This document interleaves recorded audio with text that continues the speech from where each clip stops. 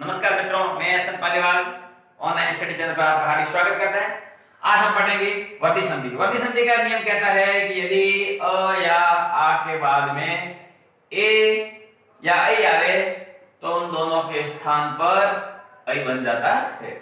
जैसे हम कहते हैं धन प्लस एष्णा, यहाँ पर आ की ध्वनि आ रही है, यहाँ पर एक ए और ये जब दोनों जुड़ेंगे तो ऐ बन जाएगा। इस प्रकार ये बनेगा धनेष्णा। दूसरा रूल ये कहता है इसका, यदि अ या आ के बाद में ओ या औ आए तो इन दोनों के स्थान पर औ बनता है। जैसे उदाहरण लिया हमने महाधन औषध, यहां पर आ की ध्वनि और यहां पर औ की ध्वनि, जब ये दोनों जुड़ेंगे तो औ बनेगा। तो इस प्रकार ये बन जाएगा महोषध। अब हम जुड़े हुए शब्दों में पहचान कैसे करेंगे कि यहां पर वर्ती संधि है।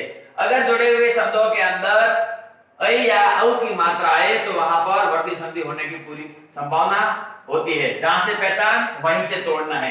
एक एक, जैसे उदाहरण लिया डबल मात्राएं आ रही है, ऐ की मात्राएं आ रही है, जहां से हमको पहचान मिली वहीं से हमको तोड़ना है 1 प्लस 1। जैसे हमने उदाहरण ले लिया तपो दार्य, तो तपोदार्य, तो तप धन औदार्य, जहां से पहचान मिली वहीं से हमने इसको तोड़ दिया। अगली संधि है यण संधि।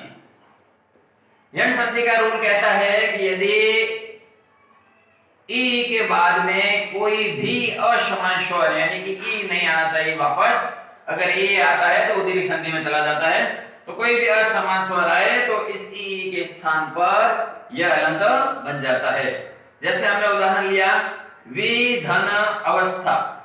विधन अवस्था, यहां पर व के अंदर ई की ध्वनि आ रही है, उसके बाद असमान स्वर आ रहा है, तो ये ई है वो य हलंत में बदलेगा और यह हलंत में अ जुड़ेगा तो यह बन जाएगा और इस प्रकार ये हो जाएगा व्यवस्था। दूसरा रूल इसका कहता है कि यदि उ के बाद में कोई भी असमान स्वर आए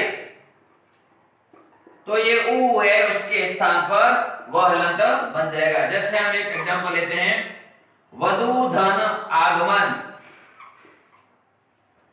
ये यहां पर उ आ रहा है, उसके बाद असमान स्वर आ रहा है, तो इस उ के स्थान पर वह हलंत बन जाएगा और इस प्रकार ये शब्द बनेगा वधवा गमन। अब हम तीसरा रूल ये है कि यदि री के बाद में कोई भी असमान स्वर आए तो ये जो री है वो आधे र में बदल जाएगा। जैसे हम कहते हैं मातृ धन आदेश, मातृ धन आदेश। अब इसको थोड़ा सा क्लियर करते हैं। अब इस त को हलन करके इसमें से री हम बाहर निकालते हैं और अब देखो रूल कहता है कि री के बाद में असमान स्वर आया तो ये र हलंत में बदलेगा। री के स्थान पर हमने र हलंत लिख दिया और आगे ये आ प्लस देश। अब ये तीनों मिला के त्रा बन जाएंगे और पीछे बचा देश, मातृ प्लस देश। अब हम यण संधि की पहचान कैसे करेंगे कि शब्दों में यण संधि है। जुड़े हुए शब्दों के अंदर अगर य या व से पहले आधा वर्ण आए तो वहां पर यण संधि होने की पूरी संभावना रहती है। जैसे हमने कहा अत्याचार, यहां पर य से पहले आधा वर्ण है, जहां से पहचान मिलती है वहीं से इसको तोड़ना है और यह होता है वो ई की मात्रा में बदलता है। इस प्रकार ये हो जाएगा अति धन आचार। इस तरह हम इस शब्द लेते हैं स्वागत। वह के बाद वह से पहले अगर आधा वर्ण है तो वहां पर यण संधि की संभावना और वह बदल जाएगा उ की मात्रा में। इस प्रकार सु प्लस आगर। और जैसे हम कहते हैं पित्रादेश, अब जहां पे ये वापस रे की मात्रा में बदल जाएगा और इस प्रकार ये बन जाएगा पितृ प्लस आदेश। इस प्रकार यह या वह से पहले अगर यहाँ पर आधा वर्ण दिखे तो वहां पर ऋण संधि की संभावना होती है। नेक्स्ट स्वर संधि का रूप है आदि संधि। इसका नियम कहता है कि यदि ए आई ओ के बाद में कोई भी स्वर आए तो ए के स्थान पर ऐ के स्थान पर आय, ओ के स्थान पर औ और औ के स्थान पर आव बनता है। जैसे हम एक उदाहरण लेते हैं, ने धन अन। अब हम इसको थोड़ा क्लियर करते हैं। न को हलन करके हम इस ए को बाहर करते हैं। अब देखो ये रूल कहता है कि यदि ए के बाद में कोई भी स्वर आया तो इस ए के स्थान पर अ बन जाएगा। अब हमने इस ए के स्थान पर अ बन गया। अब इसको हम जब जोड़ेंगे तो ये बन जाएगा नयन। उसी तरह अगर हम एक और उदाहरण लेते हैं, भौ धन एक। इसको थोड़ा क्लियर करके भ को हलन करके औ को बाहर किया। अब रूल कहता है कि अगर औ के बाद में कोई भी असमान स्वर आए तो औ के स्थान पर आव बन जाता है। इस औ के स्थान पर यह आव बन गया, पीछे बचा एक। भ आता है, इसके अंदर आ जुड़ गया भा और इस व में ई की मात्रा जुड़ गई और इस प्रकार ये बन गया भाविक। अब हमें देखनी है कि हम पहचान कैसे करेंगे।